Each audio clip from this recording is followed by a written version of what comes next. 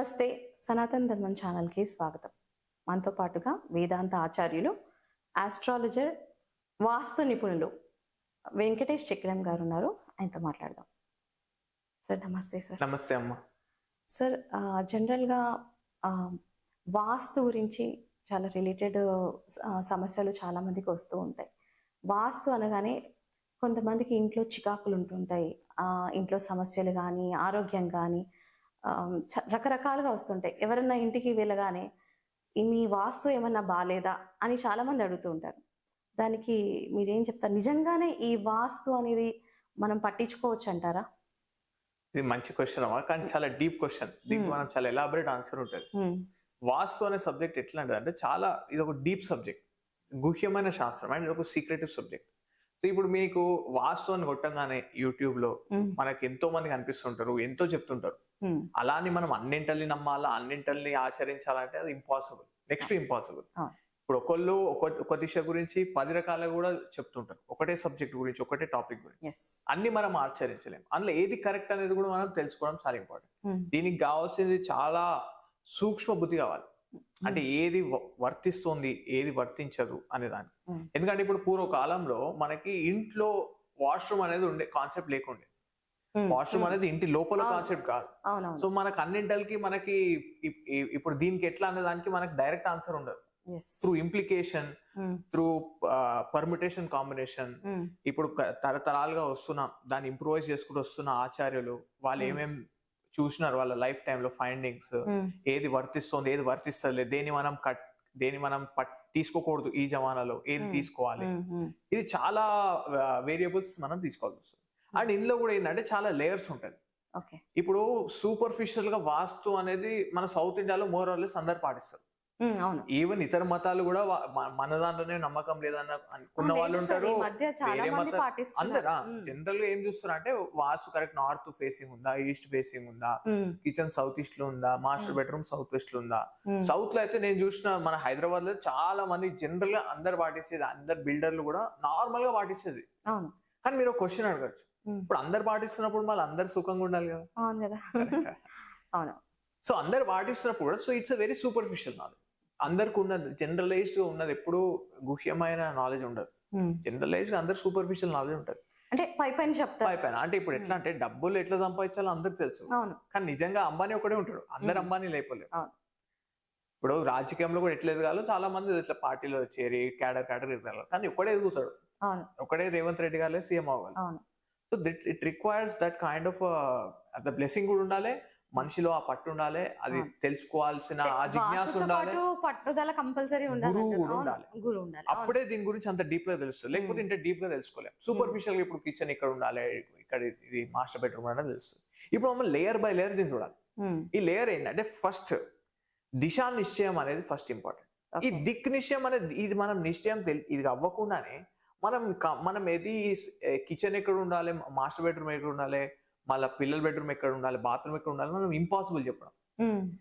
ఇప్పుడు బేసిక్ గా నేను చూసిన ఈవెన్ వాస్తు కోర్సెస్, అక్రెడిటెడ్ వాస్తు కోర్సెస్ లో కూడా ఈ దిశా నిశ్చయంలో కూడా వాళ్ళ అంత ఫండమెంటల్ పాయింట్ కూడా వాళ్ళకి ఆ పట్టు ఉండదు.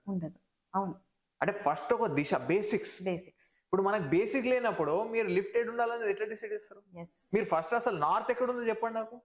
అవును, ఇప్పుడు కంపస్ జనరల్ ఇట్లా పెడితే నార్త్ ఎప్పుడు ఇట్లా మనకు స్ట్రేట్ చూపెట్టాడు కదా. ఇప్పుడు 0 నార్త్ ఎప్పుడు కంపస్ పెట్టగా నార్త్ 0 కనిపించదు మనకి. ఇప్పుడు గోడకు పెడితే నార్త్ ఇట్లా టిల్ట్ ఉంటుంది, అటు టిల్ట్ ఉంటుంది, మొత్తం అప్పుడప్పుడు ఎట్లా అంటే మొత్తం 45 డిగ్రీ ఉంటుంది. అప్పుడు ఏం చేయాలి? దీనికి కావాల్సిందే మనకు ఒక వివేక శక్తి, అదొక సూక్ష్మ బుద్ధి కావాలి చూసేటోనికి, ఆ నిశ్చయం చేసేవారికి. అదే ఒక గురువుకి ఒక నార్మల్ ఫేమస్ వాస్తు ఉన్న వాళ్ళకి తేడా. ఆ గురువు మనం వెతుకుతే కానీ దొరకరు. అందులో మా గురువు గారు ఒకళ్ళు, ఆయన పేరు శ్రీ నరేందర్ రచమల్ల గారు, ఆయన కుప్పాలగూడలో ఉంటారు. ఆయన one of the big shots. Even Ambani గానీ, మనకు అప్పుడు ఇందిరాగాంధీ గానీ అందరికి ఆయన కన్సల్టేషన్ చేసిన. So even Rajasthan CM, ex CM వాళ్ళందరికి ఇష్టం. మళ్ళీ మహారాష్ట్ర శరద్ పవార్ ఆయన జనరల్ గా బయట కనిపించారు ఇక్కడ. అంటే సార్ ఇది ఈ మధ్య కాలంలో మన స్టడీస్ లో కూడా వాస్తు అనేది పెడుతున్నారని విన్నా నేను. మన ఇది ఇంత ఇంపార్టెంట్ దీనికి ఉంది అనేసి జనరల్ గా మనం వింటున్నాం.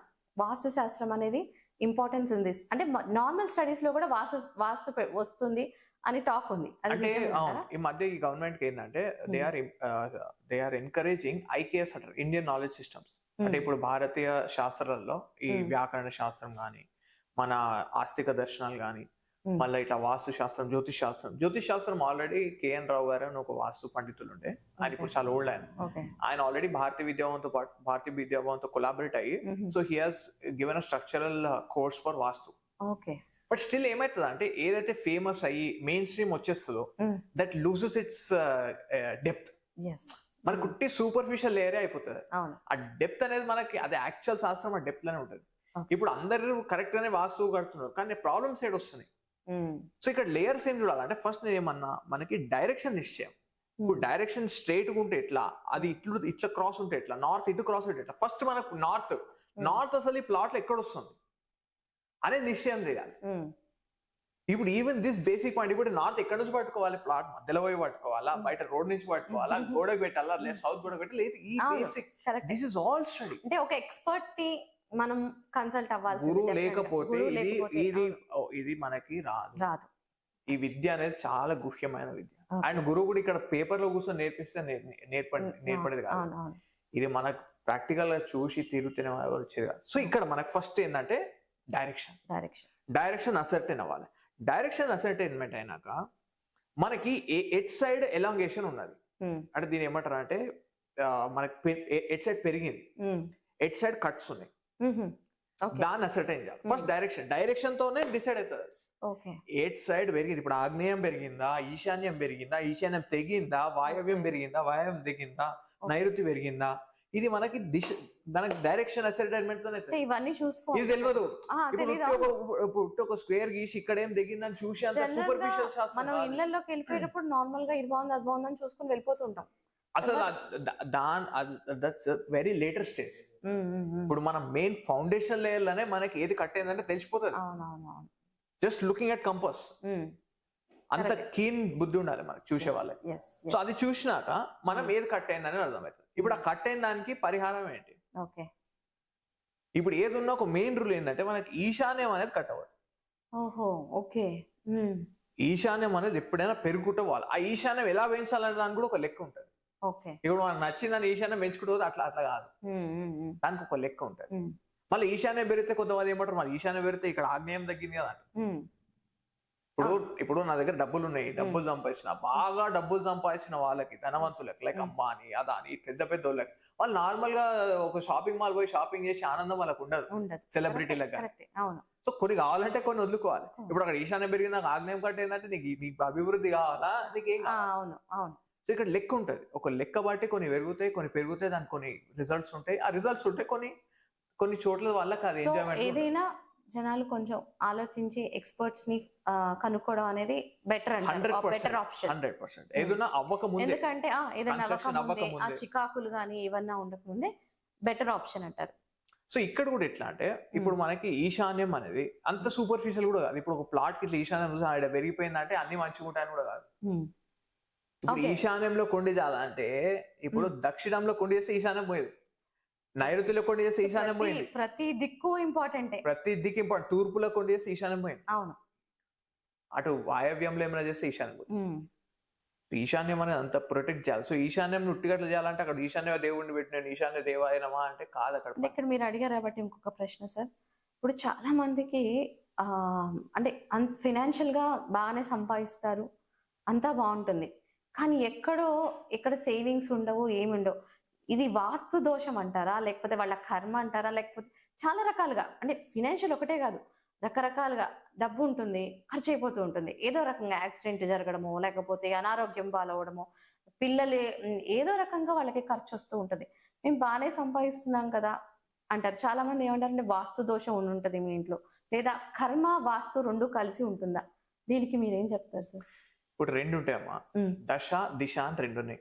దశ అంటే మనకి ఏ దశ నడుస్తుందో, ఏ గ్రహం, గురు మహాదశన, రాహు దశన, కేతు దశన, కుజ దశన, ఇట్లా దశలు. మళ్ళీ దిశ అనేది వాస్తు. ఇప్పుడు ఒకటి అనేది కర్మ, ఇది కర్మ ఫలం. వాస్తు కూడా దశకు అనుకూలంగానే మనకి ఫలం ఇస్తుంది. దశకి విరుద్ధంగా ఏం ఫలం రాదు. ఇప్పుడు నా భాగ్యంలో ఎంత రావాలో అంతే వస్తుంది నాకు డబ్బులు, దానికంటే ఎక్కువ రావాలన్నా నేను రాలేను. కానీ ఇక్కడ మ్యాటర్ ఏంటంటే వాస్తు రోల్ ఏం పెట్టుంటది అంటే చాలా మంది చాలా కంఫర్టబుల్ పొజిషన్ నుంచి ఎప్పుడైతే అహంకారం వస్తుందో ఇక నాకు వాస్తు ఏం లేదు, నాకు ఇదేం లేదు, నేను ఏం చేస్తే నడుస్తుంది అని ఒక స్టేజ్ కి వచ్చేస్తారు, అహం అనే స్టేజ్ కి వస్తారు. వాళ్ళు there at the end of a very good దశ. సో అట్లాంటి వాళ్ళు బోల్తా పడి వాళ్ళకు చెడు వాస్తు ఉన్న జాగాకి వెళ్ళి వాళ్ళు అనుభవిస్తారు. వాస్తు మంచిగా ఉన్న వాళ్ళు మేబీ దేర్ టఫ్ దశ ఇస్ గెటింగ్ ఓవర్, వాస్తు సరి చేసుకుంటారు, అక్కడ నుంచి లైఫ్ స్టార్ట్ అయింది. So anything will take 20 years, 10-15 years, 20 years to see నిజంగా అభివృద్ధి ఏమన్నా. 1 day 2 days లో మనం పెద్దగా చూసి చెప్పలేము. It take a horizon of 10-15 years. So at the same time మనము అంటే దశ రెండు కరెక్ట్ గా ఉండాలి. అంటే అప్పుడప్పుడు దశ బాగాలేకపోయినా మనం దిశను పెట్టుకుంటే కొంచెం మనశ్శాంతి వరకు ఉంటది. అలానే జరగాల్సింది ఆపలేము అట్లా. బట్ వీ హ్యావ్ దానికి చేయాల్సిన పరిహారాలు వేరే ఉంటాయి. 100%. Thank you. నమస్తే.